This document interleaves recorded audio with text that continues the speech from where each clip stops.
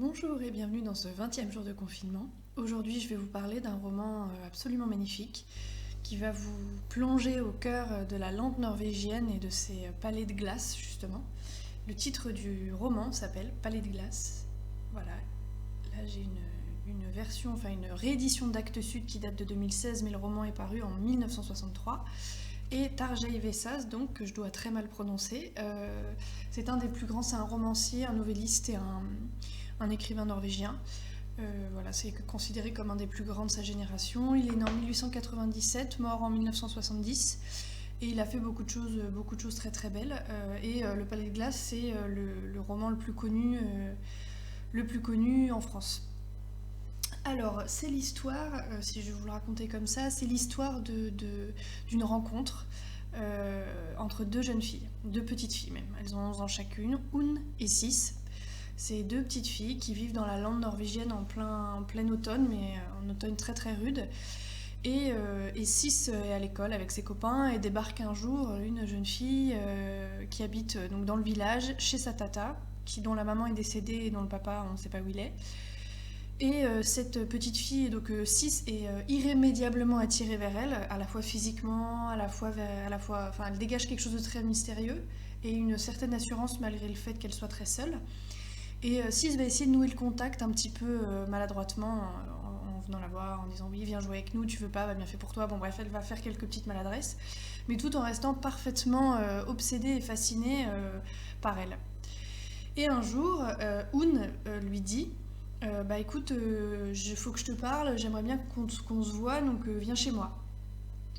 Alors Sis lui s'imagine qu'elle vit un peu dans la misère, alors elle dit j'ai honte, mais je lui ai dit est-ce que tu veux pas venir chez moi, plutôt pensant qu'on serait plus confort. Un est catégorique, dit non, tu viens chez moi ou on se voit pas. Bon, donc le roman commence là-dessus. Sis va chez Un. Et ça va être très furtif, elles vont s'enfermer toutes les deux dans la chambre. Et il va se passer des trucs, elles vont faire un espèce de pacte moral, sans que ça soit franchement dit et sans qu'elles s'en rendent compte tout de suite.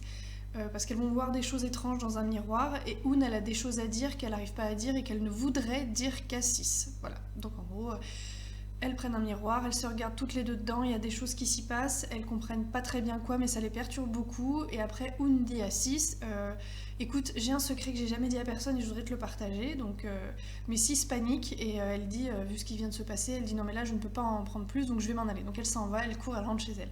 Voilà.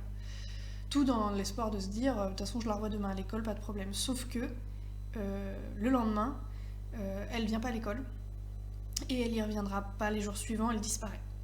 Voilà. Et alors ça c'est le pitch, là c'est un peu réducteur, je vous le présente comme ça, mais c'est un roman qui est extrêmement foisonnant en symboliques diverses.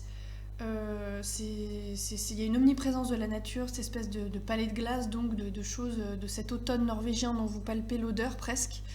Et bah, Sis va être complètement déstabilisée, meurtrie par le fait que cette copine a disparu. Et vous avez cette espèce de truc, ça traite beaucoup de l'intensité du secret, de la grandeur un peu mystérieuse, qui a des émotions enfantines, ces choses voilà, qui sont impalpables. Vous avez toujours l'impression dans ce roman, moi ça va vraiment donner l'idée, toujours l'impression de quelque chose qu'on touche du doigt sans parvenir à l'atteindre. Vous voyez, une espèce d'éclat, quelque chose un petit peu de sous-jacent, mais qui est seulement suggéré et qui est interprétable par différemment, quoi. Et, hum, et c'est drôle parce que je me suis un peu renseignée sur l'auteur et il a eu plusieurs périodes dans sa vie et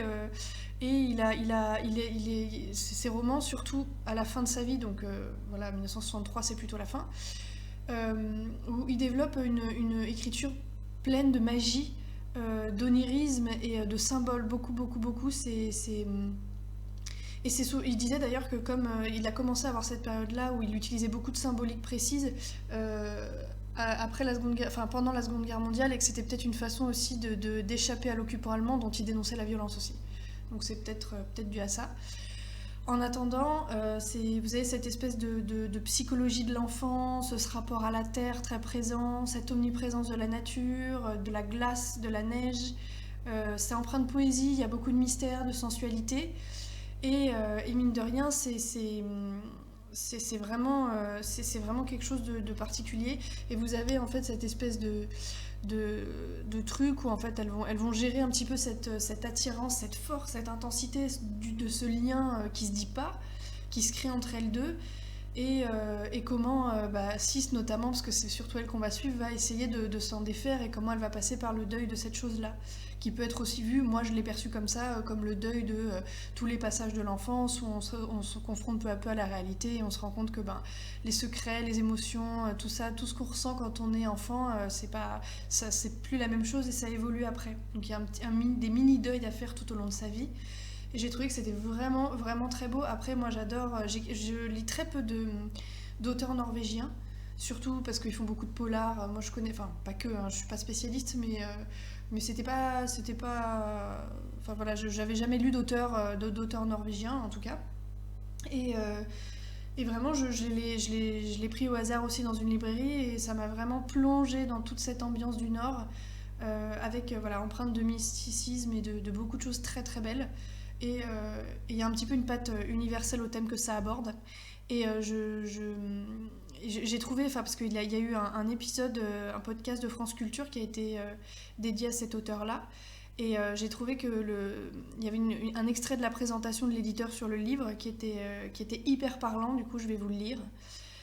Il n'y a pas d'explication toute prête à proposer ce chef-d'œuvre qu'est Palais de glace, tant la symbolique en est riche et les harmoniques multiples. Peut-être ne s'agit-il que d'une variation intensément poétique sur le grand secret du thème sacré, l'amour plus fort que la mort. Les deux petites filles qui s'aiment à en mourir, qui aiment l'amour plus qu'elles-mêmes, réalisent leur rêve fou, l'une dans la fantastique splendeur de la cascade figée par le gel en un sublime château de glace, l'autre dans un immatériel palais du souvenir. Et l'art de Vessas, fait d'approches timides, d'élan retenu, d'ébauches à demi suggérées, édifie en un texte impeccable un mausolée d'images prestigieuses, de phrases chantantes qui atteint une perfection narrative rarement égalée dans son œuvre. Voilà, je trouve que c'est exactement ça. Voilà, c'est toute cette petite suggestion, c'est de la retenue, de la pudeur beaucoup aussi.